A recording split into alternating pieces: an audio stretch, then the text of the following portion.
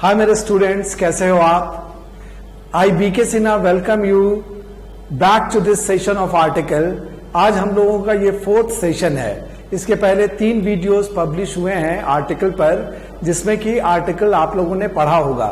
अभी तक जो डिस्कशन हम लोगों ने किया है उसमें जो कंटिन्यूटी होगी आज यूजेजेस ऑफ द पर। द का एक यूज हम लोगों ने इसके पहले वाले क्लास में डिस्कस किया था, और वो था कि आर्टिकल द को सिंगुलर काउंटेबल, प्लूरल काउंटेबल और अनकाउंटेबल नाउन्स के साथ यूज किया जाता है। आज हम लोग इसके दूसरे यूज को देखते हैं।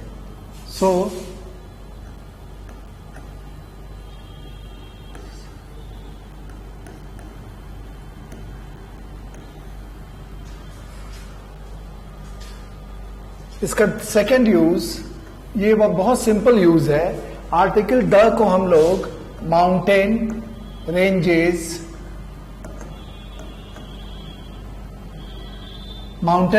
के पहले यूज कर सकते हैं, उसके नाम के पहले। नदियों के नाम के पहले यूज करते हैं। समुद्र के नाम के पहले यूज किया जा सकता है। महासागर के नाम के पहले यूज किया जा सकता है। Means the can be used before mountain ranges, river, sea, ocean, island and physical places के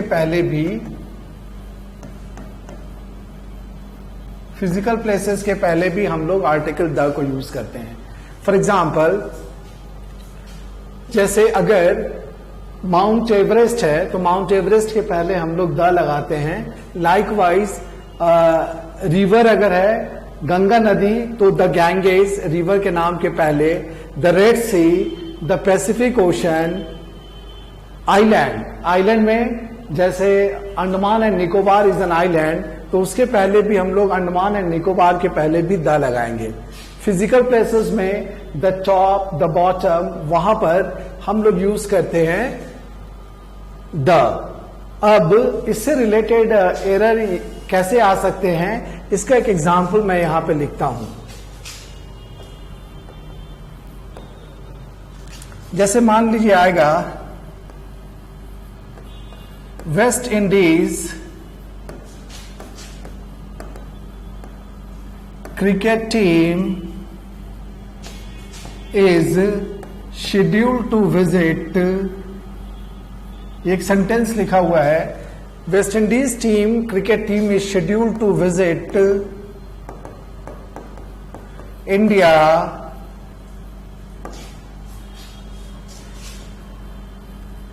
next year. India next year. यहां पर इस सेंटेंस में वेस्ट इंडीज को हम लोग अंडरलाइन करते हैं। क्यों अंडरलाइन किया गया? क्योंकि वेस्ट इंडीज वैसे तो एक देश का नाम है, लेकिन ये एक आइलैंड है, और इसीलिए इसके पहले हम लोगों को द लगाना जरूरी है। अगर वेस्ट इंडीज के पहले द नहीं लगा हुआ होगा तो ये सेंटेंस मेरा गलत हो जाएगा। तो ये एक एग्जाम्पल था जहां पर इस रूल को हम लोग यूज कर सकते हैं। Clear?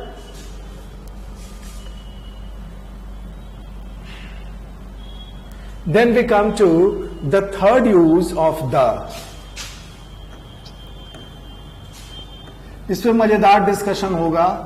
Superlative degree adjective.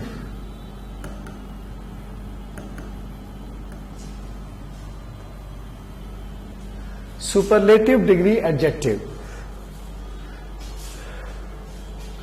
Superlative degree adjective, जैसे पहले एक बार बता देता हूं एडजेक्टिव के बारे में। जब ब्रीफ, 3 तरह के एडजेक्टिव होते हैं। एक होता है पॉजिटिव डिग्री, जब एडजेक्टिव का चैप्टर करेंगे उसमें डिटेल में करेंगे।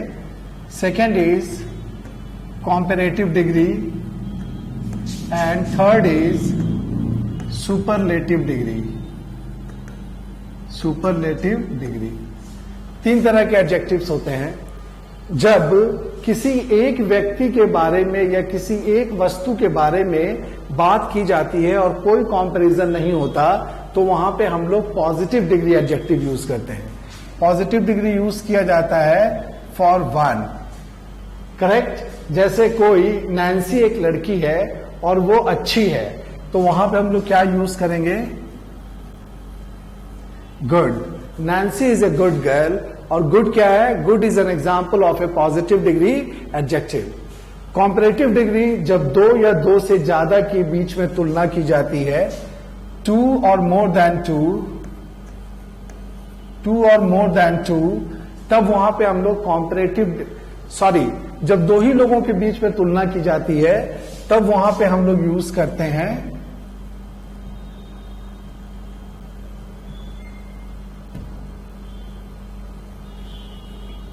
Comparative degree adjective. जैसे नांसी को अगर हम लोग कंपेयर करें किसी और लड़की से, तो वहां पे हम लोग कॉम्परेटिव डिग्री यूज करते हैं बेटर। जैसे Nancy is better than Sophia, तो वहां पे हम लोग यूज करेंगे कॉम्परेटिव डिग्री एडजेक्टिव। और दो से ज्यादा के लिए जब हम लोग यूज करते हैं, तब वहां पे हम लोग यूज करते हैं सुपरलेटिव डिग्री एडजेक्टिव।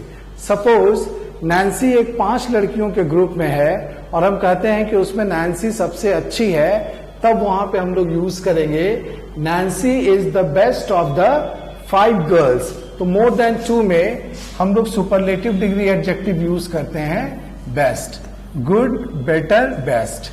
ये बहुत ही सिंपल एग्जाम्पल है। उसी तरह से fast, positive degree, faster, comparative degree और फास्टेस्ट सुपरलेटिव डिग्री एडजेक्टिव्स होते हैं। क्लियर? अब यहां पे एक चीज और बताना इंपॉर्टेंट होगा कि कुछ एडजेक्टिव ऐसे होते हैं जिसका सिर्फ पॉजिटिव डिग्री का फॉर्म ही आपको पता होता है। You are not aware of its comparative और सुपरलेटिव डिग्री फॉर्म्स, वो आपको पता नहीं है। इसका एक बहुत ही कॉमन एग्जाम्पल है ब्यूटीफुल।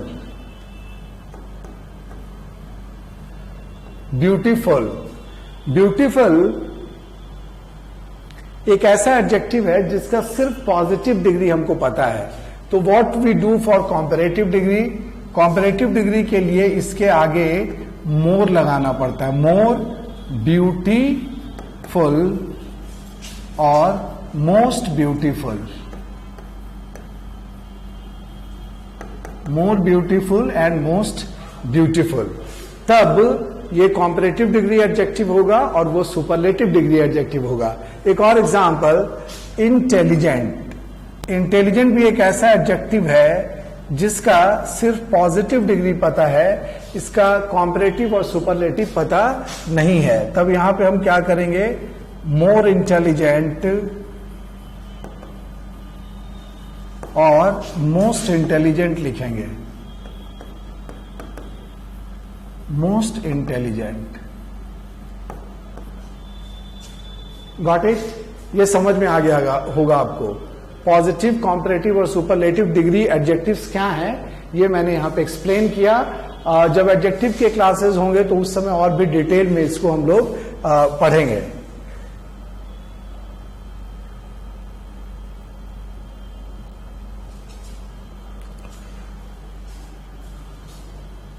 तो जो सुपरलेटिव डिग्री एडजेक्टिव द होता है, सुपरलेटिव डिग्री एडजेक्टिव के पहले हम लोग आर्टिकल द का प्रयोग करते हैं।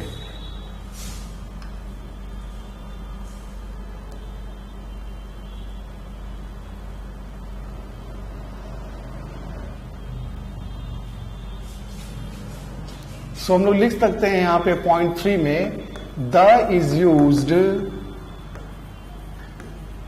Before A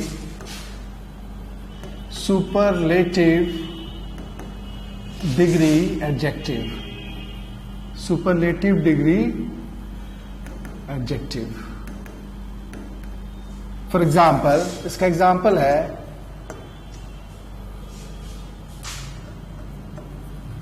the Vande Bharat express, the Vande Bharat Express is the fastest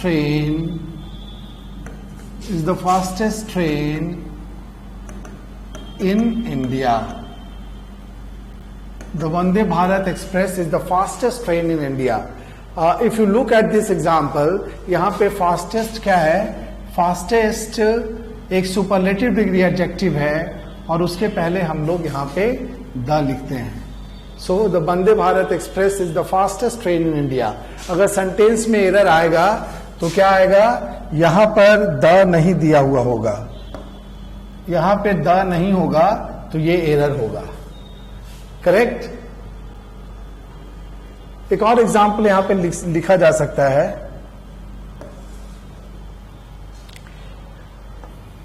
I came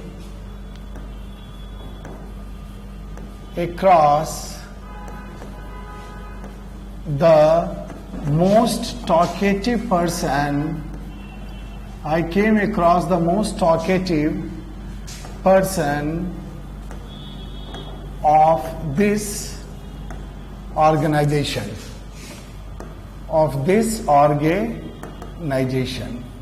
एक ऑर्गेनाइजेशन में मैं गया और वहां मेरी मुलाकात जो हो गई वो उस ऑर्गेनाइजेशन के सबसे बातूनी आदमी से हो गई. तो यहां पे टॉकेटिव को सुपरलेटिव बनाने के लिए यहाँ पे मोस्ट लगाया गया और चूंकि मोस्ट लगा हुआ है इसीलिए इसके पहले यहाँ पे द लगाना जरूरी है. अगर द हम नहीं लगाएंगे तो ये सेंटेंस मेरा गलत हो जाएगा. I came across the most talkative person of this organisation. तो रूल कहता है कि सुपरलेटिव डिग्री एडजेक्टिव के पहले हम लोग द लगाते हैं. लेकिन यहां पे एक कॉशन है. We are going to use a caution over here. इसी केस में जो थर्ड नंबर हम लोग डिस्कस कर रहे हैं यहां पे एक कॉशन है. What is that caution? कि most is sometimes used in the sense of very. In the sense of very. Most को कभी कभी हम लोग सुपरलेटिव डिग्री के सेंस में यूज ना करके वेरी के सेंस में यूज करते हैं. तब उस केस में मोस्ट के पहले द नहीं लगता. In that case most is not used. Sorry, in that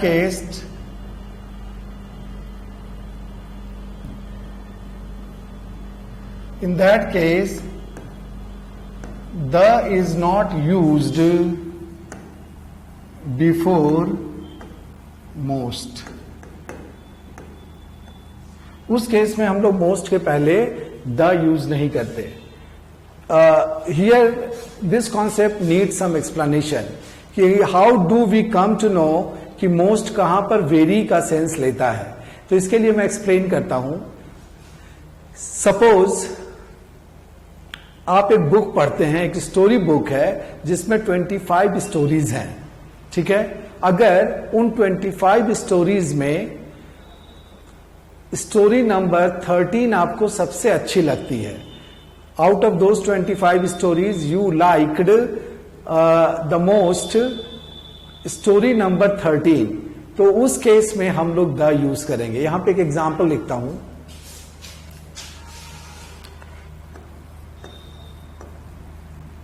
story 13 is the most interesting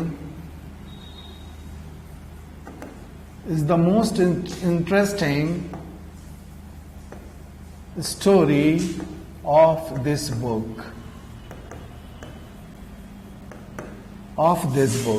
यहां पे स्टोरी 13 की बात की गई और उसको सबसे इंटरेस्टिंग बताया गया. कहां से? कि जो स्टोरी बुक है of this book story number 13 is the most interesting story. ठीक है. यहां पर जो मोस्ट यूज किया गया है वो इंटरेस्टिंग को सुपरलेटिव बनाने के सेंस में यूज किया गया है और इसीलिए यहां पे द जो लगाया गया ये सही लगाया गया. तब आपका क्वेश्चन होगा कि द कहां पे नहीं लगाएंगे। उसका एक एग्जाम्पल मैं यहां पे फिर लिखता हूं।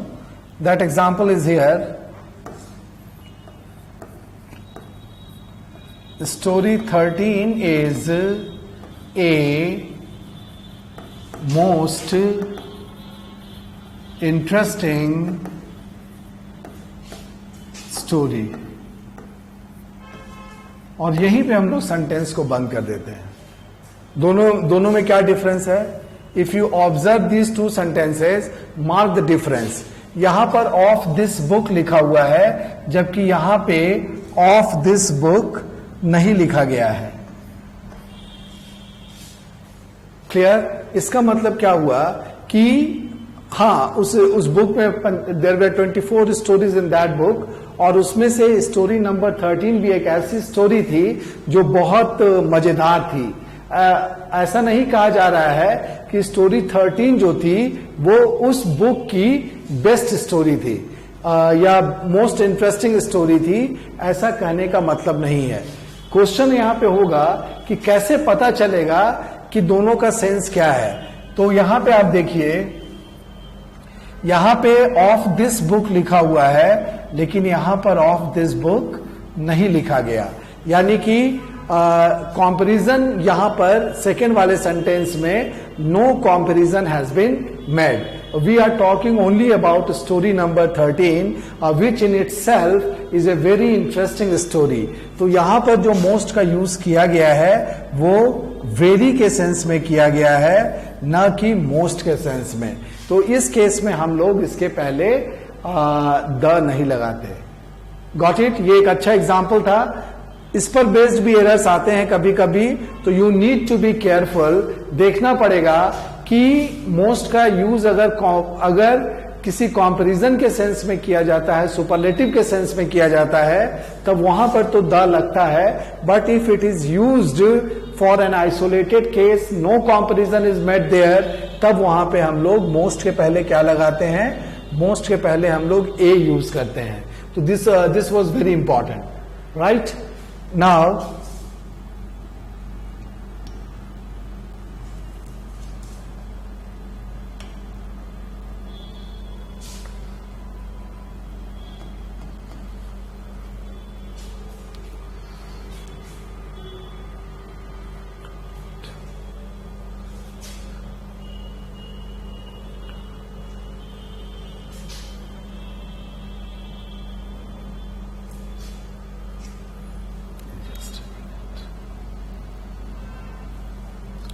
Then we are going to discuss about comparative degree adjective, और ये मेरा पॉइंट नंबर होगा, point number 4। Point number 4 which will deal with comparative degree adjectives. Comparative degree adjectives के साथ द का यूज होता है कि नहीं, ये हम लोग डिस्कस करेंगे। तो फर्स्ट पॉइंट है, first point, generally comparative degree adjective के पहले द नहीं लगता, ये हम लोग जानते हैं। Generally the is not placed before a comparative degree adjective which is followed by either than or to. ये वाला रूल है जो इंपॉर्टेंट है, जिसको कि हम लोग यहां पर लिखते हैं। Generally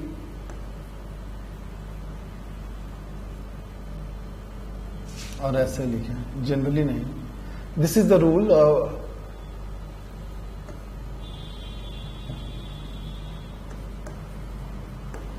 the is not placed, the is not placed before A comparative degree adjective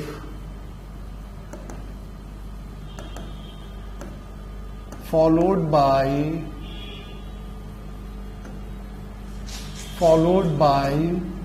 than or to,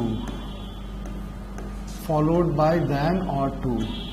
वैसा comparative degree adjective जिसके बाद आपको than या to देखने को मिलता हो, उसके पहले हम लोग द का यूज नहीं करते। इसका एग्जाम्पल यहां पे हम लोग लिखते हैं। For example,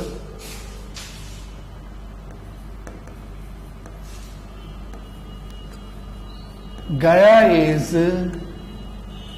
hotter then Patna. Gaya is hotter than Patna.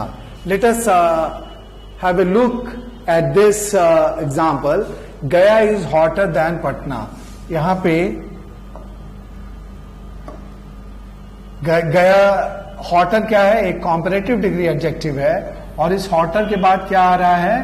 than आ रहा है। तो ये इस रूल को फॉलो करेगा, और इसके पहले द नहीं लगेगा। यहां पे द लगाना गलत हो जाएगा। If you put the before hotter, the sentence will become grammatically wrong. तो रूल के हिसाब से चूंकि हॉटर के बाद दैन आ रहा है, इसीलिए हॉटर के पहले द नहीं लगेगा। Now we discuss second sentence.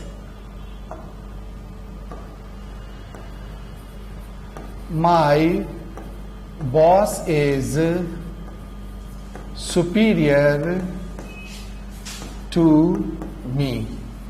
My boss is superior to me. ये भी इसी रूल को डिफाइन करने के लिए एग्जाम्पल दिया गया है।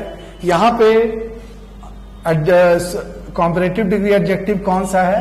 Superior is a comparative degree adjective, जिसके बाद टू आया है। टू, वहां पे हम लोगों ने क्या लिखा था डेफिनेशन में कि जहां पे देन और टू, तो दोनों एग्जाम्पल इसी के हिसाब से यहां पे लिखा जा रहा है।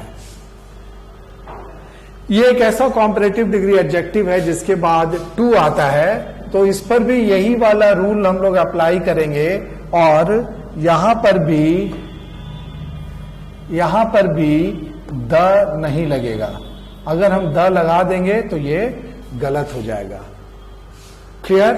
तो कॉम्परेटिव डिग्री एडजेक्टिव का ये से रिलेटेड आर्टिकल का जो कॉन्सेप्ट है वो पहला हम लोगों ने डिस्कस किया। एक बार फिर इसको बता देता हूं कि कॉम्परेटिव डिग्री एडजेक्टिव जिसके बाद देन या टू आता हो, उस केस में कॉम्परेटिव डिग्री एडजेक्टिव के पहले द का यूज नहीं होता।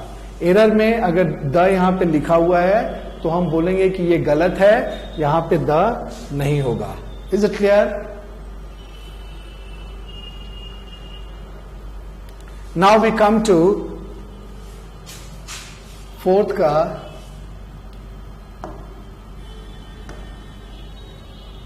जो फोर्थ पॉइंट हम लोग द के बारे में डिस्कस कर रहे हैं, उसका दूसरा कॉन्सेप्ट यहां पे डिस्कस करते हैं।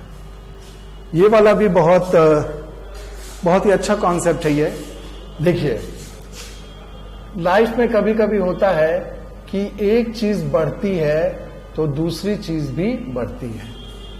क्लियर? जैसे गर्मी अगर बढ़ेगी तो कोल्ड ड्रिंक का डिमांड भी बढ़ेगा। Got it? दूसरा केस होता है, this is case number A. Second case क्या हो सकता है कि एक चीज घटेगी तो दूसरी चीज भी घटेगी। अगर कोई मेहनत कम करना शुरू कर देता है तो उसकी कमाई क्या होगी? तो नेचुरली उसकी कमाई भी घटेगी। तो दूसरा केस था कि एक चीज घटेगी तो साथ में दूसरी चीज भी घटेगी।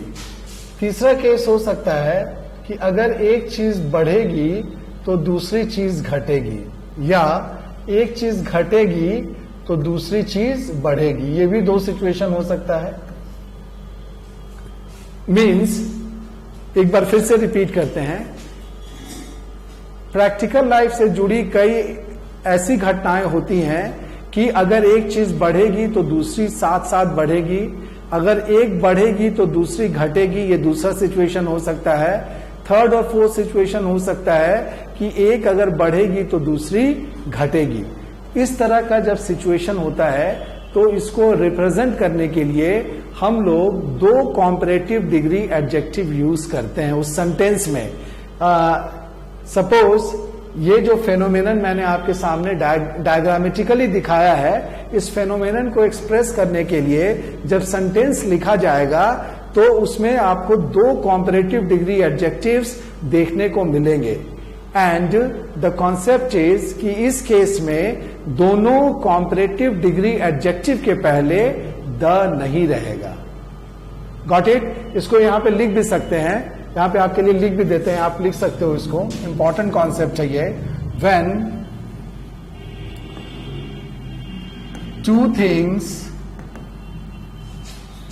increase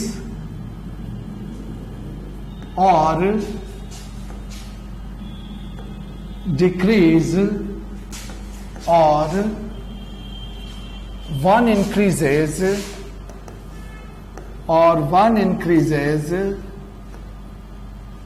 the other decreases,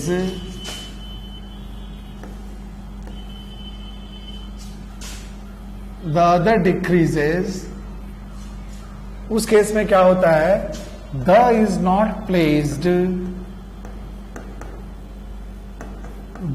not placed before the comparative degree adjectives. The comparative degree adjectives. The is not placed before the comparative degree adjectives. देखने में ये जो कॉन्सेप्ट आपके सामने लिखा हुआ है ये थोड़ा कॉम्प्लिकेटेड लग रहा होगा, बट इसका जैसे ही एग्जाम्पल मैं यहाँ पे लिखूंगा it will become very clear. तो आपके लिए यहाँ पे एग्जाम्पल लिखता हूं। The harder you work, the harder you work, the more you earn. The harder you work, the more you earn. तुम अगर कड़ी ज्यादा मेहनत करोगे तो ज्यादा पैसा कमाओगे। तो this is a very good example to explain this concept. यहां पे हम लोग देखते हैं कि कॉम्परेटिव डिग्री एडजेक्टिव कौन कौन सा है। तो यहां पे कॉम्परेटिव डिग्री एडजेक्टिव की अगर हम बात करें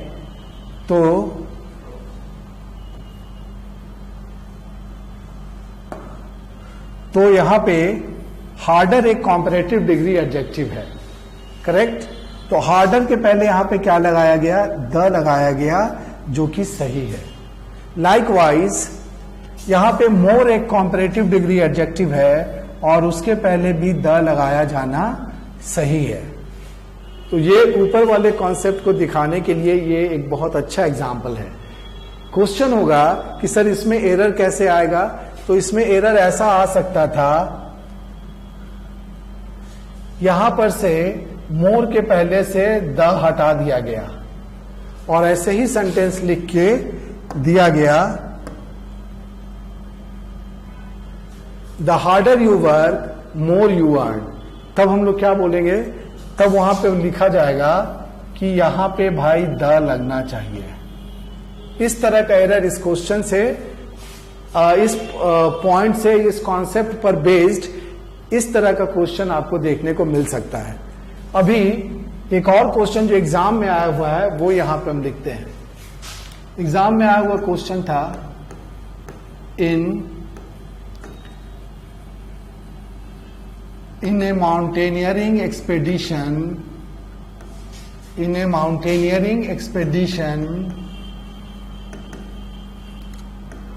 comma, higher you ascend, comma, colder you will feel. Higher you ascend, comma, colder you will feel. This is a sentence जो कि एक एग्जाम में, बैंक के एक एग्जाम में आया था। इसमें आपको लोकेट करना है कि एरर कहां पे है, ठीक है? तो माउंटेनियरिंग एक्सपेडिशन, यहां पे एक वर्ड यूज किया गया है, एक्सपेडिशन। इसको थोड़ा एक्सप्लेन कर देता हूं। एक्सपेडिशन मीन्स होता है अभियान।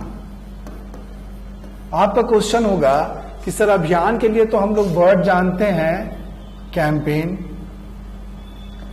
ये वर्ड तो सर हम लोग जानते हैं।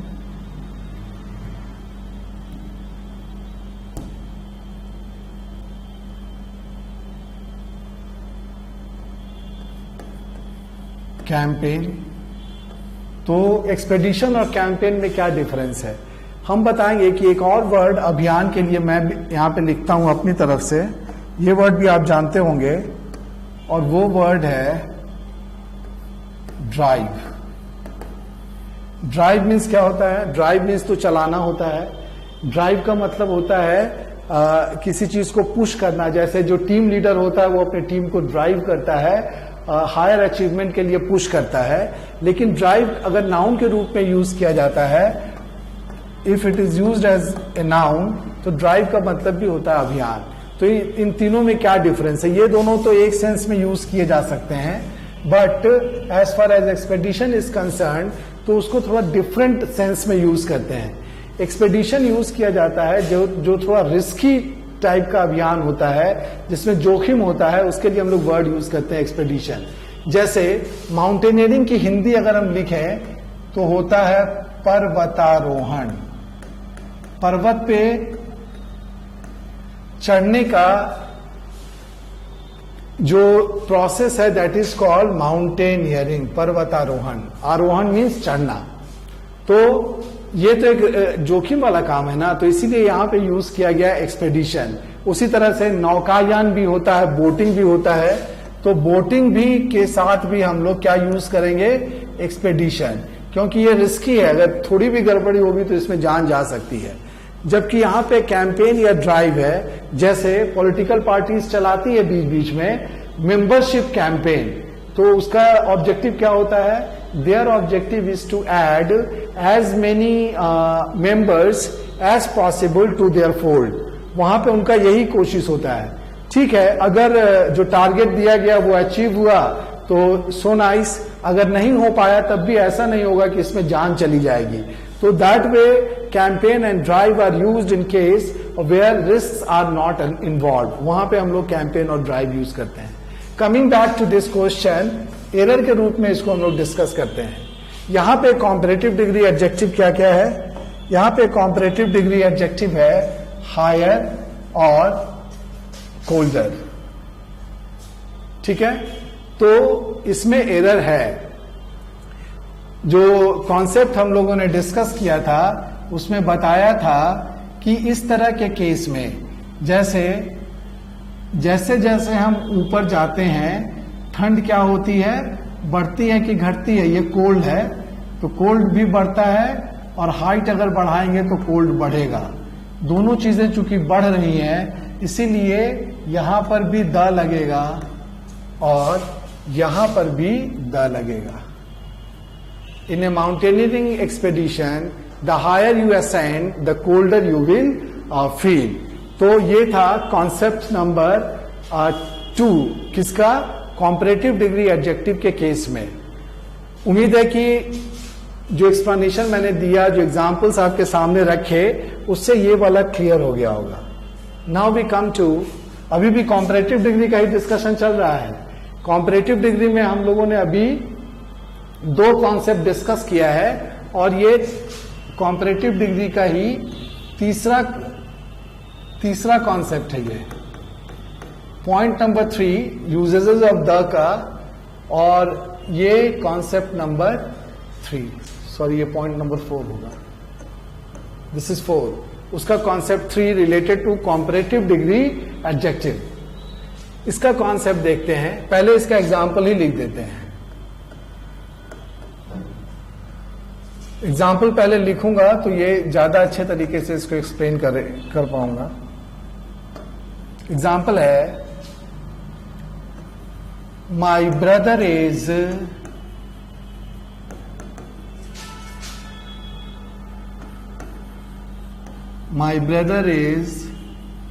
The stronger of the 2 candidates. My brother is the stronger of the 2 candidates. एक और example, example 2, of the 2 books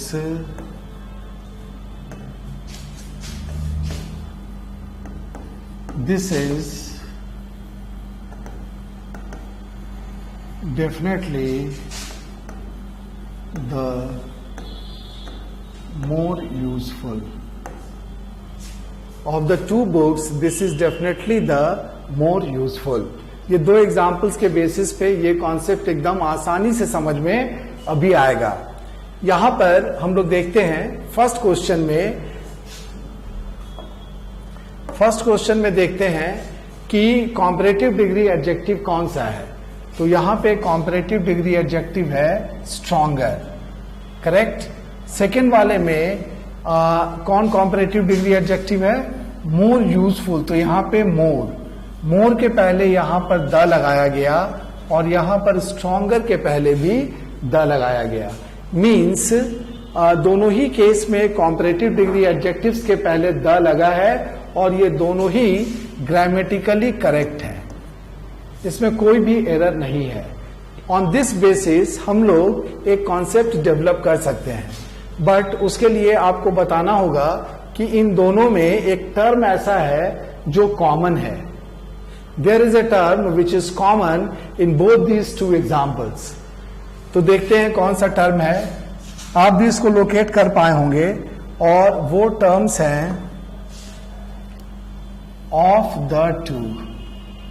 पहले वाले सेंटेंस में ऑफ द टू और सेकेंड सेंटेंस में भी है ऑफ द टू, ठीक है. और only due to the presence of this term of the two, यहां पे क्या किया गया? यहां पे कॉम्परेटिव डिग्री एडजेक्टिव के पहले द लगाया गया, इसीलिए द यहां पर भी लगा और इसीलिए द यहां पर भी लगा. तो इस कॉन्सेप्ट को हम लोग लिख सकते हैं important. This is important also.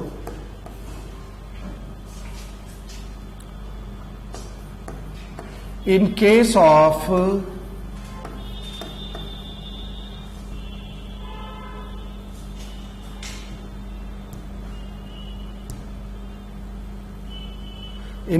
of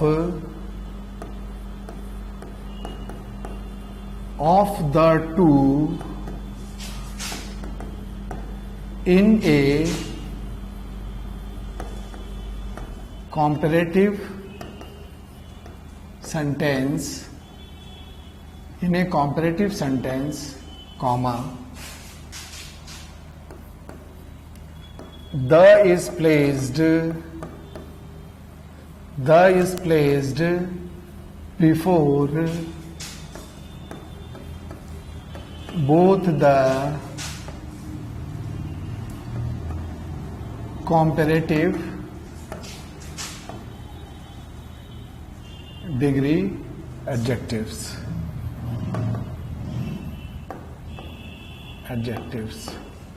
In case of the two in a comparative sentence, the is placed before both the comparative degree adjectives. तो ये एक इंपॉर्टेंट कॉन्सेप्ट है जिस पर बेस्ड एरर्स कई बार आते हैं और अगर ये आपको क्लियर होगा तो इसमें कभी भी गलती नहीं होगी. तो ये था द का फोर्थ यूज. अब हम लोग डिस्कस करेंगे द का फिफ्थ यूज.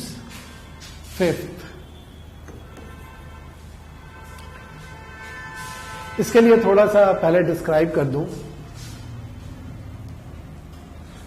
नंबर्स की अगर हम बात करें, ये वाला I am going to discuss a very important concept, इस पे ध्यान रखना.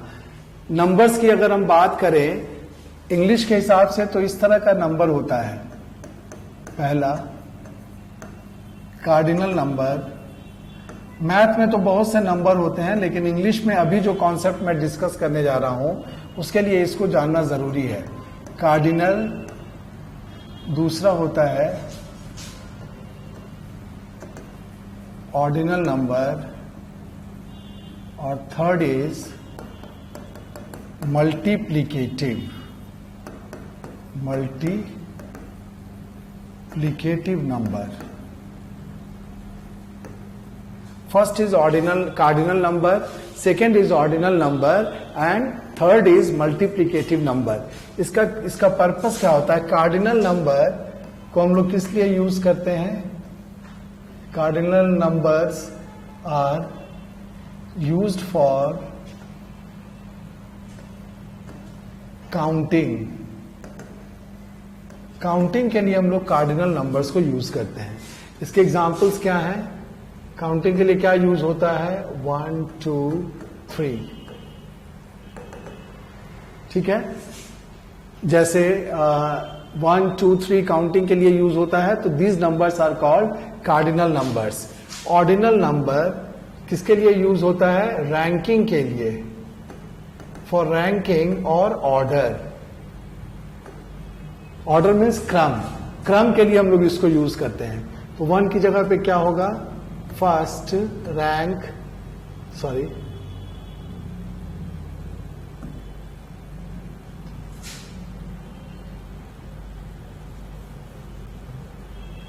फर्स्ट के बाद यहां पे होगा सेकेंड, फिर थर्ड, इसी तरह से आगे। मल्टीप्लीकेटिव, मल्टीप्लाई करने के लिए हम लोग इसको यूज करते हैं। इसको नंबर ऑफ टाइम्स के लिए यूज किया जाता है, नंबर ऑफ टाइम्स। तो फर्स्ट के जगह पे क्या होगा? सिंगल, सेकंड में डबल, ट्रिपल, एटसेट्रा। ये कॉन्सेप्ट क्लियर हो गया होगा। Cardinal number is used for counting, for example 1 2 3. Ordinal number is used for ranking or order, for example first, second, third. Multiplicative number is used for number of times, single, double, triple, etc. ठीक है। तो ये concept जब पता चल गया cardinal number, ordinal number और multiplicative number का, तो ये नंबर कार्डिनल नंबर यहां पे लिखते हैं कार्डिनल नंबर। ये वाला कॉन्सेप्ट समझना, this is very important. Cardinal number क्या हुआ? 2, ठीक है। उसका एग्जाम्पल वहां पे ऊपर में लिखा है मैंने, यहां से लिया गया 2। 2 के बाद यहां पे बॉयज लिख दिया गया। बॉयज क्या है? नाउन है, और नाउन के पहले जो 2 लिखा गया, तो ये जो 2 है अब ये नंबर नहीं रहा। Now this is not number. इस केस में अब ये क्या हो गया? ये बन गया एडजेक्टिव। क्यों? क्योंकि नाउन के पहले आने वाला जो वर्ड होता है वो होता है एडजेक्टिव। तो कार्डिनल नंबर क्या हो गया? कार्डिनल नंबर को चेंज कर दिया गया कार्डिनल एडजेक्टिव में। Am I clear? एक बार फिर एक्सप्लेन करता हूं आप लोगों के लिए। पहले क्या हुआ? Cardinal number is 2। 2 के बाद इसमें ऐड कर दिया गया बॉयज। तो जैसे ही बॉयज ऐड किया गया, तो ये 2 जो पहले कार्डिनल नंबर था, वो नंबर न रहकर अब क्या बन गया? ये एडजेक्टिव बन गया। उसी तरह से ऑर्डिनल नंबर को भी हम लोग चेंज कर सकते हैं। ऑर्डिनल नंबर भी चेंज हो सकता है किस चीज में? ऑर्डिनल एडजेक्टिव में। इसका एग्जाम्पल है, जैसे हमने लिखा सेकेंड, सेकेंड लिखा यहां पे एक वर्ड यूज किया गया फ्लोर। फ्लोर क्या है? फ्लोर एक नाउन है, और चूंकि इसके पहले आने वाला वर्ड सेकेंड है, तो नाउन के पहले क्या होगा? नाउन के पहले ये बन जाएगा एडजेक्टिव। इस केस में ऑर्डिनल नंबर अब ना रह के ये क्या बन गया? ये बन गया ordinal adjective. This is a very important concept. आप इसका स्क्रीनशॉट ले सकते हैं, और इससे हमेशा इससे रिलेटेड जो फंडा है वो क्लियर होगा कि कैसे एक नंबर एक एडजेक्टिव में चेंज हो गया। whenever a noun is placed just after the adjective, just after the number is no more a number, rather it becomes an adjective, which has been shown in these two examples. In 2 examples में ये दिखाया गया है। Am I clear? तो जब ये concept clear है, तो ये जो द से रिलेटेड हम लोग जो डिस्कस अभी कर रहे हैं 5 नंबर का, ये तीसरा कॉन्सेप्ट जो था ये बहुत ही आसान होगा। इसमें रूल कहता है कि आर्टिकल द को ऑर्डिनल एडजेक्टिव के पहले यूज किया जाता है। तो हम लोग लिख सकते हैं, now we can write the is used before an ordinal adjective. The is used before an ordinal adjective. इसका एग्जाम्पल, बहुत सिंपल एग्जाम्पल जो अक्सर पूछा भी जाता है आप लोगों से, who was the first president of India. Who was the first president of India. यहां पे ऑर्डिनल एडजेक्टिव क्या है? यहां पर ऑर्डिनल एडजेक्टिव है फर्स्ट। क्यों? क्योंकि प्रेसिडेंट यहां पे नाउन है, तो नाउन के पहले ये एडजेक्टिव होगा। तो इस एडजेक्टिव के पहले हम लोग क्या यूज करेंगे? द। अगर यहां पे द नहीं लिखा होता तो ये सेंटेंस ग्रामेटिकली गलत होता। अगर सिर्फ लिखा होता, अगर who was first president of India, then this sentence would have been wrong. इसीलिए यहां पे ऑर्डिनल एडजेक्टिव के पहले द लगाया गया। करेक्ट। एक और एग्जाम्पल यहां पे लिखें, I am sure that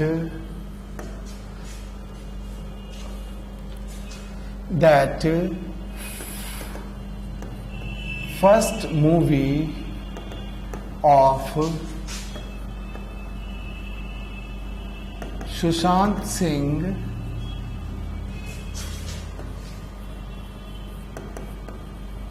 Rajput was a hit। Suppose ये एग्जाम्पल है, यहां पे ऑर्डिनल नंबर कहां पे दिख रहा है आपको? ऑर्डिनल नंबर यहां पे दिख रहा है फर्स्ट। ठीक है,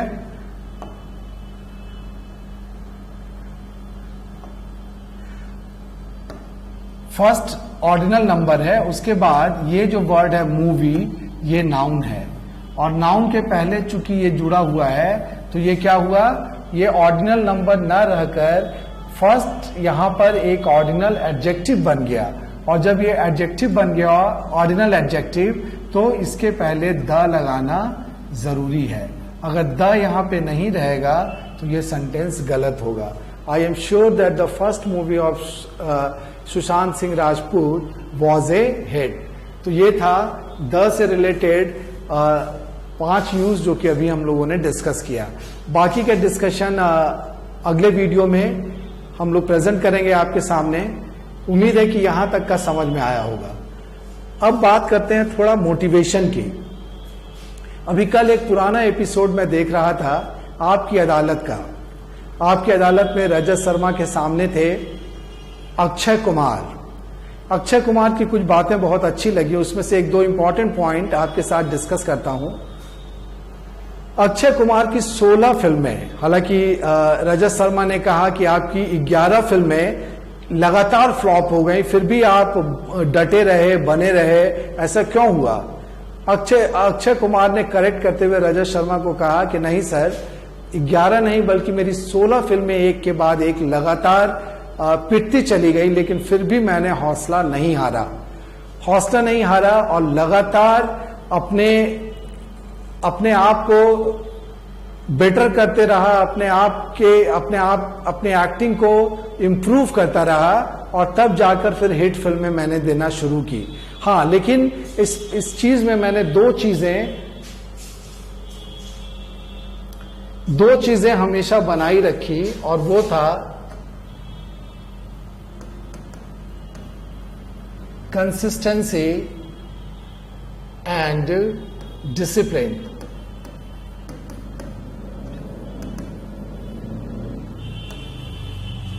Consistency and discipline were 2 words used by Akshay Kumar in that interview. Consistency के बारे में मैंने पहले भी आपसे बात की है कि अगर आप कॉम्पिटिटिव एग्जाम की तैयारी कर रहे हो तो आपकी तैयारी में कंसिस्टेंसी होनी चाहिए। इसके लिए हिंदी वर्ड है निरंतरता। निरंतरता, निरंतरता मीन्स कोई भी इंडिया में मैं बताता हूं आपको कि इंडिया में ऑफिसर बनना आसान काम है। आसान इस सेंस में कि इसके लिए रॉकेट साइंस तैयार करने की जरूरत नहीं है। जो भी एग्जाम होता है, चाहे वो बैंक पीओ का एग्जाम हो, एसएससी का एग्जाम हो, उसमें बेसिक चीजें पूछी जाती हैं। हाँ, स्पीड यहाँ पे इंपॉर्टेंट है, आपकी एक्यूरेसी इंपॉर्टेंट है, नो डाउट अबाउट इट, जिसको कि प्रैक्टिस के द्वारा परफेक्ट किया जा सकता है। बट कंसिस्टेंसी बहुत जरूरी है। अगर कोचिंग के बाद, coaching is also very important, someday I will discuss the importance of coaching and a good coach in your life. कभी एक दिन इस पर भी डिस्कशन किया जाएगा कि कोचिंग क्यों जरूरी है। और ऐसा भी कहा गया है, I will explain it with example, कि कभी कभी कोई अच्छा कोच आपके जीवन को बदल दे सकता है। बट यहाँ पे अभी हम लोग रिस्ट्रिक्ट करते हैं अपने डिस्कशन को कंसिस्टेंसी पे। मेरा कहना है, मैंने देखा भी है, जिन एस्पिरेंट्स को गाइड किया और जो लोग ऑफिसर्स बने हैं, कोचिंग के अलावा अगर आप 5 to 6 आवर्स डेली स्टडी करते हो तो आज नहीं तो कल आपको निश्चित सफलता मिलेगी। This is very important, consistency, निरंतरता। और दूसरा इंपॉर्टेंट चीज है अनुशासन। ये तो बचपन से स्कूल में भी टीचर्स लोग बताते हैं कि आदमी को लाइफ में डिसिप्लिन फॉलो करना चाहिए। डिसिप्लिन का मतलब क्या होता है कि जो अच्छी चीज है उसको रिलीजियसली फॉलो करना।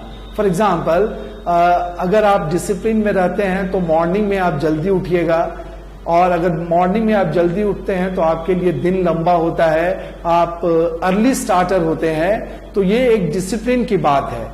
साथ ही साथ बड़ों की बात मानना, टीचर्स की बात मानना, पेरेंट्स की बात मानना, जो आपको सही राय दी जाए उसको मानना, तो ये सब डिसिप्लिन के दायरे में आता है। तो कंसिस्टेंसी और डिसिप्लिन के साथ अगर कोई भी काम किया जाए इस दुनिया में, तो मेरा मानना है कि कोई भी काम असंभव नहीं है। एक पॉइंट मैं अपने तरफ से यहां पे ऐड करता हूं, which is very important and you must follow this also, कि अगर दुनिया में किसी काम को किसी दूसरे ने किया है तो मैं भी इस काम को कर सकता हूं। ये जज्बा आपके अंदर होना चाहिए, आपको सफलता से कोई नहीं रोक सकता। क्लियर? कंसिस्टेंसी, डिसिप्लिन और एक सफल होने का जज्बा कि अगर वो लड़का पीओ बन सकता है, वो अगर इनकम टैक्स इंस्पेक्टर बन सकता है, तो मेरे में क्या कमी है कि मैं नहीं बन सकता। अगर आप भी इन लाइंस पे काम करेंगे तो डेफिनेटली आने वाले साल में रिजल्ट आपका भी होगा। With these words I close today session. कल फिर मिलेंगे एक नए वीडियो के साथ, एक नई जानकारी और नए कंटेंट के साथ। Till then take care, thank you.